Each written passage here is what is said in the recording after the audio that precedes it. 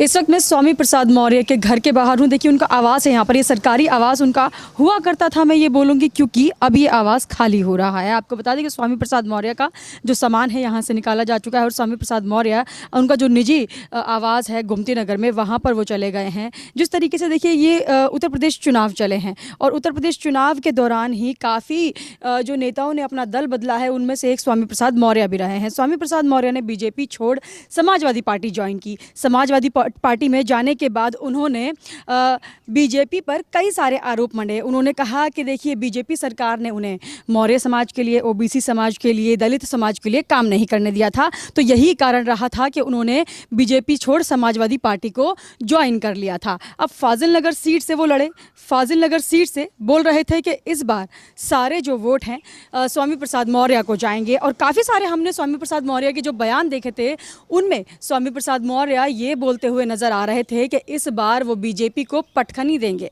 चाहे मुख्यमंत्री योगी आदित्यनाथ हो या प्रधानमंत्री मोदी।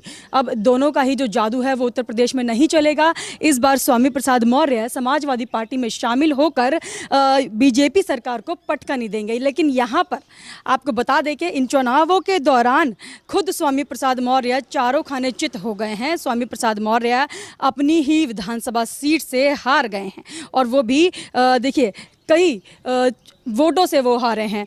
आपको बता दूं कि कुशीनगर से आरपीएन सिंह, जो कि कांग्रेस के बड़े नेता माने जाते थे, उन्होंने बीजेपी ज्वाइन की। उनका भी काफ़ी प्रभाव रहा है कुशीनगर ज़िले में। जिस तरीके से स्वामी प्रसाद मौर्य की हार हुई है फाजिल नगर से, तो पूरा जो कुशीनगर ज़िला की अगर मैं बात करूं तो आरपीएन सिंह का भी काफ़ी प्रभाव रहा है, जिससे कि बीजेपी की तरफ काफ़ी सारे वोट हैं जो गए हैं। बीजेपी की तरफ जो झुकाव हुआ है उनके समर्थकों का, आरपीएन सिंह के समर्थकों का, वो भी एक बड़ी वजह रही है फाजिल नगर से स्वामी प्रसाद मौर्य की हार की।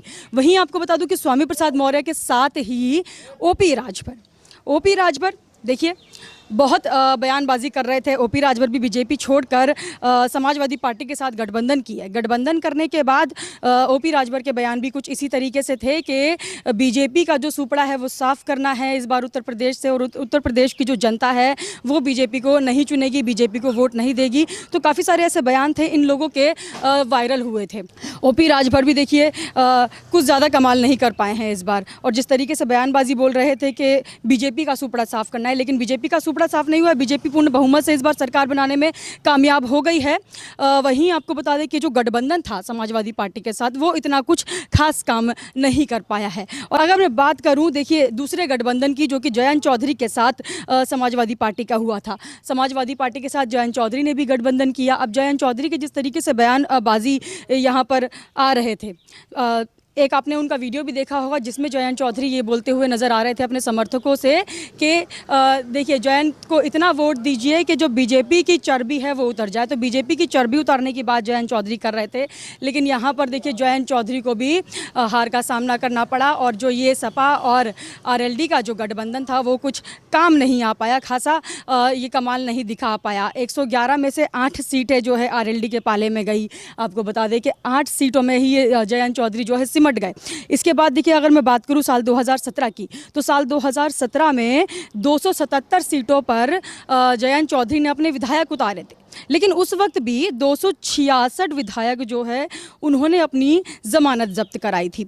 तो 2017 की बात करें या साल 2022 के विधानसभा चुनाव की, उत्तर प्रदेश में जयंत चौधरी का जादू बहुत ही कम चला है लोगों पर।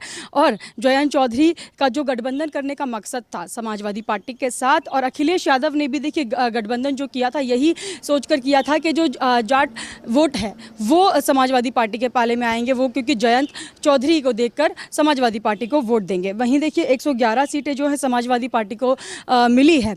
और वहीं अगर बात करें समीकरण, जो कि दलित समीकरण हैं, दलित वोट भी ज़्यादातर बीजेपी के पाले में गए हैं, क्योंकि बताया जा रहा है कि जिस तरीके से मायावती जी के भी बयान आए थे, मायावती जी के लगातार हम बयान देख रहे थे इन चुनावों के दौरान, उन्होंने लगातार ये बयान दिए हैं कि समाजवादी पार्टी जो है दलित विरोधी है, दलितों के लिए काम नहीं करती है। तो हो सकता है कि मायावती के इन बयानों का फ़ायदा भी बीजेपी बीजेपी को ही मिला है इस बार, क्योंकि ज़्यादातर जो जाटव वोट प्रतिशत देखा जा रहा है इस बार बीजेपी के पाले में गया है मायावती जी के अकॉर्डिंग।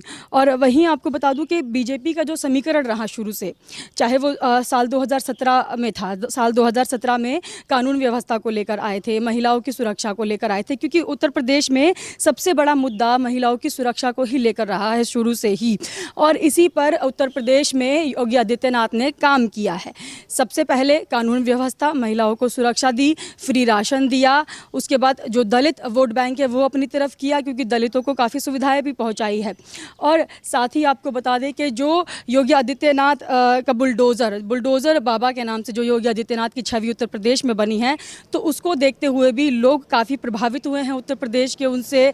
इसी को देखते हैं, यही समीकरण को देखते हुए, इन्हीं 5-6 तमाम समीकरण जो बीजेपी के रहे हैं इन उत्तर प्रदेश चुनाव में, उसको देखते हुए लोगों ने ज़्यादातर वोट जो है बीजेपी को दिए हैं और बीजेपी की पूर्ण बहुमत से सरकार बनाई है। देखिए स्वामी प्रसाद मौर्य बहुत ज़्यादा बयानबाजी करके देखिए सामने आ रहे थे। जब से उन्होंने बीजेपी को छोड़ा था तभी से वो बीजेपी पर आरोप मंड रहे थे, और जिस तरीके के आरोप स्वामी प्रसाद मौर्य लगा रहे थे, उन्हीं आरोपों के चलते अब जब उनकी हार हुई है तो वो काफ़ी ज़्यादा ट्रोल हो रहे हैं और अपने ही बयानों में यहाँ पर फंसते हुए नजर आ रहे हैं। स्वामी प्रसाद मौर्य अपने आप को नेवला बता रहे थे, बोल रहे थे सांप रूपी आरएसएस, नाग रूपी बीजेपी को ये नेवला खत्म कर देगा जड़ से, बिल्कुल राम की जो भूमि है उत्तर प्रदेश, यहाँ से बीजेपी का नामो निशान मिटा देगा। तो खुद को नेवला बताने वाले स्वामी प्रसाद मौर्य यहाँ पर खुद ही चारों खाने चित हो गए हैं।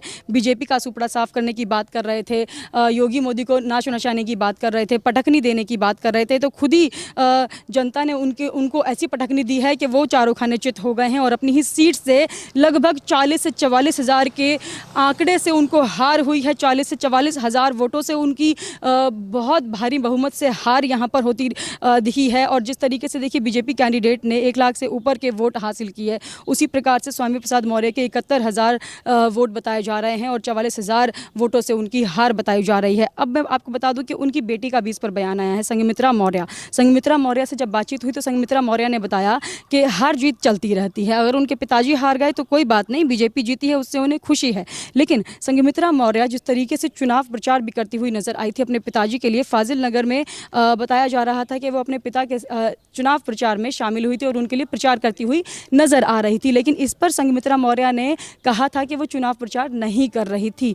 लेकिन इस बात का खामियाजा संघमित्रा मौर्य को भरना पड़ सकता है, उन पर इस बार गाज गिर सकती है इस बात को लेकर, क्योंकि अभी भी वो अपने पिताजी के पक्ष में बोलती हुई नजर आई हैं और कह रही हैं कि मैं अपने पिताजी के साथ खड़ी रहूंगी क्योंकि ये मेरा कर्तव्य है, मैं उनकी बेटी हूं और उनके साथ खड़ी रहूंगी, अपना कर्तव्य ऐसे ही निभाती रहूंगी। तो संघमित्रा मौर्य को इस बात का भी खामियाजा उठाना पड़ सकता है।